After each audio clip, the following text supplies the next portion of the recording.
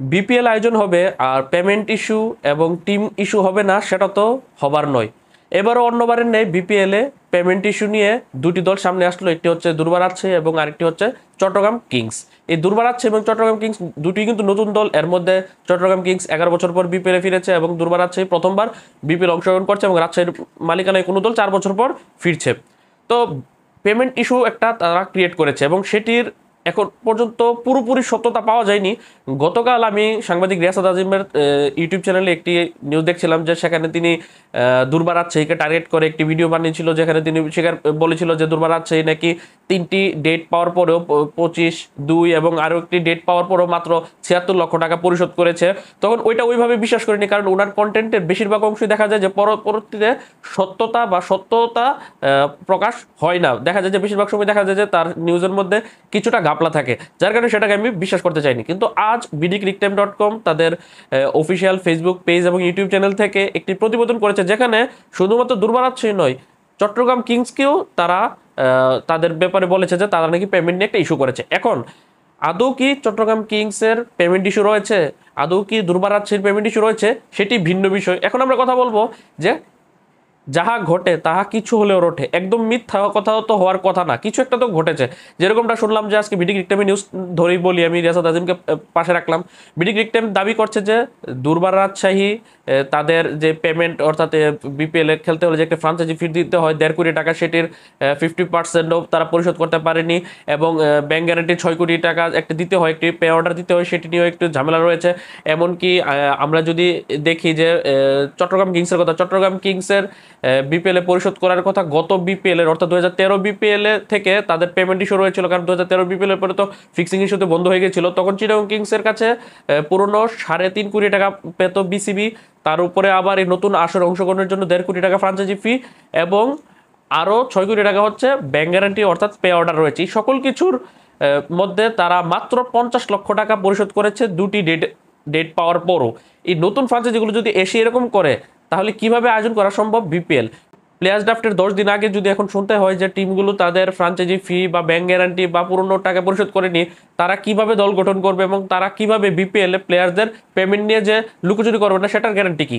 এখন মনে হচ্ছে যে এক কোনায় বসে হাসছে দুর্বার রাজশাহী, যাদের জায়গাতে এসেছে কুমিল্লা ভিক্টোরিয়ান্স, কোনো জায়গায় হাসতেছে যে আমাদের তো কখনো পেমেন্ট ইস্যু হয়নি। অন্যদিকে চিটাগং কিংস, যাদের স্থলাভিষিক্ত হচ্ছে চট্টগ্রাম চ্যালেঞ্জার্স, তারাও হাসছে যে আমাদেরকে বাদ দেওয়া হয়েছে পেমেন্ট ইস্যুর কারণে। এখন চিটাগং কিংস আসার পরও তারা সেই সেম কাজটি করছে। চট্টগ্রাম চ্যালেঞ্জার্স কিন্তু লাস্ট 4টি বিপিএল অংশগ্রহণ করেছিল, 4টি বিপিএল এর প্রত্যেক বিপিএল পেমেন্ট একটা ইস্যু থাকে, ক্রিকেটারদের প্রত্যেক বিপিএল একটা না একটা ঝামেলা ঘটায় চট্টগ্রাম চ্যালেঞ্জার্স, যার কারণে এবার তারা বাদ পড়েছে।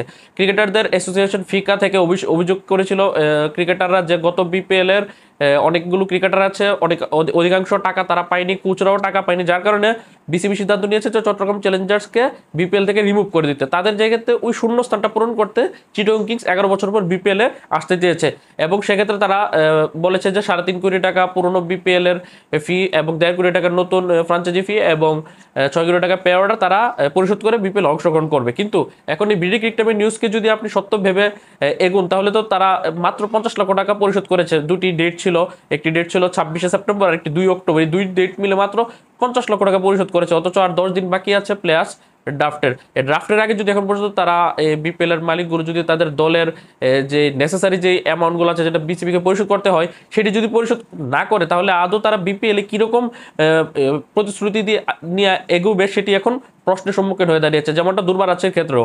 তো এই দুটি দল যদি এখন পর্যন্ত তারা তাদের পেমেন্ট ইস্যুগুলো ক্লিয়ার না করে, তাহলে তাদেরকে সমর্থন করার যে সমর্থক গোষ্ঠী রয়েছে, বিশেষ করে রাজশাহী বিভাগের দর্শকরা বা চট্টগ্রাম বিভাগের দর্শকরা, তাদেরকে তো হতাশ করছে তারা। কারণ তারা নতুনভাবে এসেছিল, অনেকে দাবি ভেবেছিল যে দুর্বার রাজশাহী দুর্দান্তভাবে তারা ভালো কিছু করবে এবং শোনা যাচ্ছিল তারা আন্দোলন আসলে রাইলি রুশোকেও দলে ভেড়াতে পারে। এখন এরকম পেমেন্ট ইস্যু হলে কোনো টিম প্লেয়ার কি আসতে যাবে তাদের দলে খেলতে? এটি এখন অনেক বড় একটি বিষয়। অন্যদিকে যদি আমরা এখন বলি যে চিটাগং কিংসের কথা, চিটাগং কিংসকেও কিন্তু শন টেট এবং এনামুলক জুনিয়রকে কিন্তু তাদের কোচ এবং সহকারী কোচ হিসেবে নিয়োগ দিয়েছে। কিন্তু এখন যদি পেমেন্ট ইস্যুগুলো সামনে আসে এবং এগুলো শেষ পর্যন্ত সত্য প্রমাণিত হয়, সেক্ষেত্রে কিন্তু অনেক ঝামেলা পোহাতে হবে বিপিএল এর এই আসরটিকে 14 অক্টোবরের আগে, প্লেয়ার্স ড্রাফটের আগে বিসিবিকে। তবে এখানে বিসিবিরও অনেকগুলো দায়ী রয়েছে।